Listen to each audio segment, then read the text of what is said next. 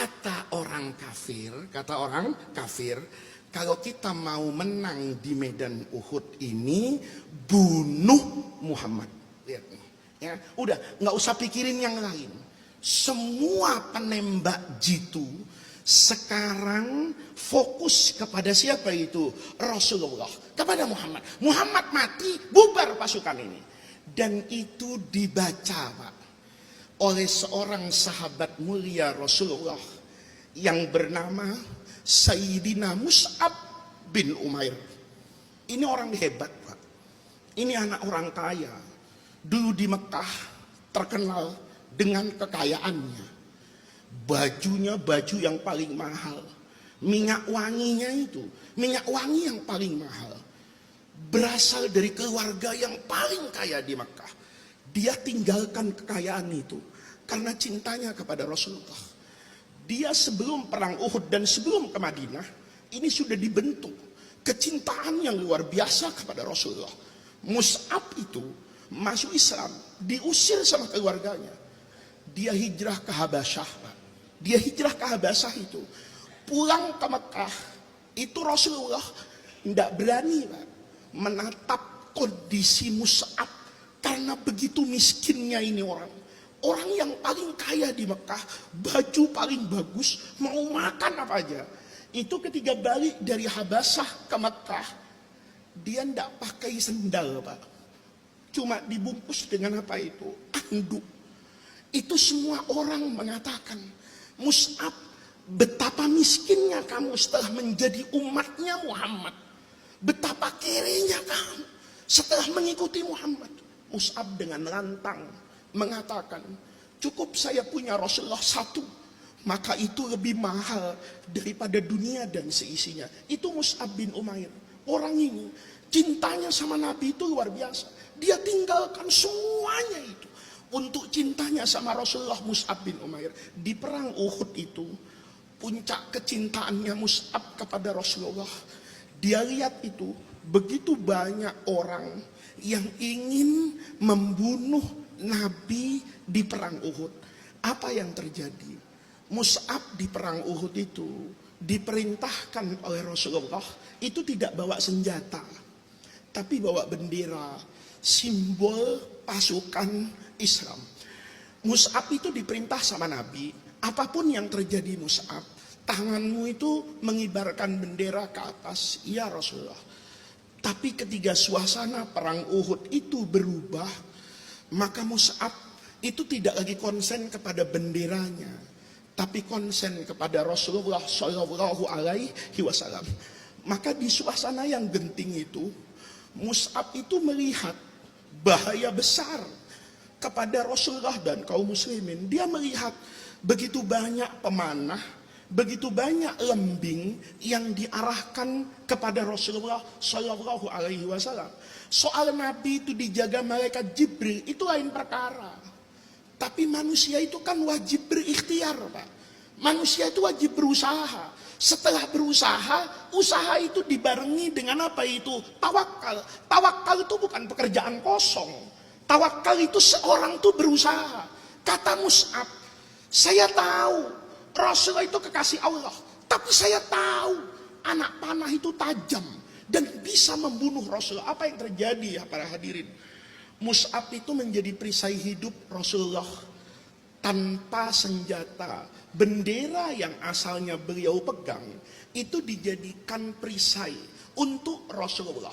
Setiap ada anak panah yang menuju ke Rasulullah atau lembing yang mengincar Rasulullah, maka dengan tiang bendera itu dikibaskan oleh Mus'ab ke kanan dan ke kiri, sehingga tidak ada satupun anak panah yang bisa menjangkau Rasulullah.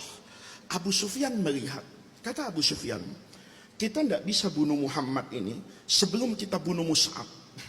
Maka dia perintahkan Ibnu Qami'ah itu untuk mengincar Mus'ab. Kata Ibnu Qami'ah, da'ni af'al, biar saya yang ngurus Mus'ab ini. Saya tahu anak bandel di Mekah ini, kata dia. Maka didekati Mus'ab itu. Ya, Mus'ab itu tidak sadar, Pak, kalau ada orang mendekati dia, karena yang ada di matanya Mus'ab itu cuma satu, Rasulullah. Yang ada dalam pikiran Mus'ab Itu cuma satu, Rasulullah.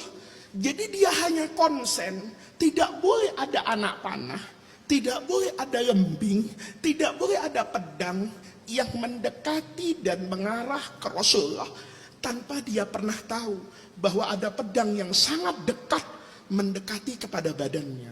Maka kata Ibnu Qami'ah, saya harus tebas tangan kanannya. Itu ditebas, Pak, putus dari lengannya itu. Apa Mus'ab kemudian berhenti? Enggak. Karena tangan kanannya putus, dia pungut bendera itu dengan tangan kirinya. Maka dengan tangan kirinya, Mus'ab itu berjuang agar tidak ada senjata yang mengenai Rasulullah. Kata Ibnu Qami'ah, ini harus saya tebas juga tangan kirinya. Dan itu terjadi, Pak. Ditebas tangan kirinya. Dan itu tidak membuat Mus'ab itu berhenti berjuang. Anda bisa bayangin, seberapa besar iman kita kalau dibanding Mus'ab bin Umair. Kita na'udzubillah, Pak, keluar rumah sendalnya putus, nggak jadi ke masjid. Ya. Keluar rumah ada gerimis, nggak jadi datang pengajian. Tapi Mus'ab itu berdarah-darah tanpa kedua tangan. Apa yang terjadi? Bendera itu nempel, Pak, di lehernya itu dengan dadanya itu. Dengan sisa kekuatan, Mus'ab itu menjadikan dadanya sebagai perisai menjaga Rasulullah. Coba bayangkan. Tangan ini berdarah kanan kiri. Bergerak seperti binatang Mus'ab itu. Setiap ada anak panah, maka anak panah itu ditahan dengan dadanya. Kata Mus'ab, lebih baik anak panah itu menembus jantung saya daripada menggores kulitnya Rasulullah. Apa yang terjadi? Bergerak ke kanan ke kiri ini tanpa tangan, Pak. Begitu banyak anak panah yang masuk ke tubuhnya Mus'ab, tapi itu tidak membuat Mus'ab itu jatuh di medan perang Uhud. Kata Ibnu Qami'ah, ini rupanya masih kuatnya, nak. Saya tebas kaki kanannya. Ditebas kaki kanannya itu, Pak. Dari dengkul putus, Bapak. Bapak bisa bayangkan seperti apa rasanya orang tanpa tangan dan tanpa kaki kanan. Begitu kaki kanannya ditebas, robohlah Mus'ab itu. Roboh sambil melihat ke belakang. Yang dia lihat itu bukan lukanya, tapi yang dia lihat Rasulullah. Dia berpisah dengan Nabi. Dia katakan, Rasulullah, cinta saya sudah saya buktikan, Nabi. Saya menjaga engkau hari ini di medan Uhud. Tapi saya punya keterbatasan, Rasulullah. Kaki saya sudah tidak ada dan saya tidak bisa bergerak. Di situ Mus'ab sebelum meninggal ngomong, wa ma Muhammadun illa Rasulullah. Kata Mus'ab, dan tidaklah Muhammad itu hanya sebatas Rasul utusan Allah. Kalaupun Muhammad mati, kata Mus'ab, tapi Allah itu hayyun baqin. Allah itu yang maha hidup. Allah yang akan menjaga Muhammad, bukan saya. Itu kalimat perpisahan. Dari situ Bapak dan Ibu sekalian, kata-kata Mus'ab itu diabadikan. Wa ma Muhammadun yang dibaca oleh qari tadi, illa rasulun qad khalat min qablihi rusul afa immata. Seolah-olah malaikat yang diperintahkan oleh Allah Jibril untuk membawa wahyu tadi mengatakan kepada kaum muslimin, afa immata, apa kalau Rasulullah itu meninggal, inqalabtum ala aqabikum, kalian akan kembali murtad? Oh tidak. Kalaupun mati Rasulullah, tapi kita tidak pernah menyembah Nabi. Yang kita ibadah itu adalah Allah yang maha hidup. Saya ingin sampaikan Bapak Ibu sekalian, ini namanya cinta kepada Rasulullah. Cinta yang tidak mempertanyakan. Mus'ab tuh gak pernah tanya sama Nabi. Gak pernah Mus'ab tanya, Nabi, kalau saya mati ini, saya dapat apa tuh gak pernah tanya. Kalau tangan saya ini terputus di medan Uhud, itu saya dapat apa? Cinta itu bukan persoalan dapat apa. Cinta itu adalah pengabdian tanpa batas. Cinta itu adalah rasa kasih sayang kepada yang dicintai tanpa harus mendapatkan apapun sebagai balasannya. Dan itu dibuktikan oleh Mus'ab bin Umair. Apa yang ingin saya katakan Bapak Ibu sekalian? Sebagai umat Rasulullah, kalau pertanyaannya pantas atau tidak pantas, tentu kalau dengan ukuran yang sempurna seperti Mus'ab, maka kita katakan kita belum pantas untuk jadi umat Rasulullah. Tetapi kita perlu belajar dari orang-orang seperti Mus'ab bin Umair yang membuktikan bahwa untuk menjadi umat Rasulullah agar diaku nanti oleh Nabi Muhammad sebagai umatnya, kita butuh satu. Yang pertama adalah cinta kepada Rasulullah. Maka cinta kita, kalaupun tidak bisa seperti Mus'ab, itu harus kita buktikan pada batasan maksimal di zaman ini. Coba Bapak Ibu sekalian, tadi saya yakin Hadroh ini baca Barzanji ya? Baca Barzanji tadi kan? Itu karangan Imam Ja'far bin Hasan al-Barzanji. Yang dibaca tadi itu kan sejarah hidup Rasulullah. Ini supaya Bapak nanti tidak ada pertanyaan di masjid ini. Kenapa sih orang kalau baca maulid itu kok ada kayak sair-sair? Ini kan ada orang menganggap bahwa agama itu cuma Quran dan hadis. Itu salah, Pak. Karena tradisi menceritakan kehebatan Rasulullah itu biasa dilakukan oleh para sahabat Nabi dengan menggunakan yang namanya apa itu? Syair. Jadi kalau ada orang bilang Barzanji, Diba, Simtud Duror, Bid'ah, itu orang tidak ngaji, Pak. Kalau orang ngaji tahu, dulu di Madinah Sayyidina Hasan bin Sabit itu karena terpukau dengan kehebatan Rasulullah. Hasan itu setelah masuk Islam, ngelihat sejarah hidup Nabi, ngelihat gimana Nabi sehari-hari, itu duduk depan Nabi itu.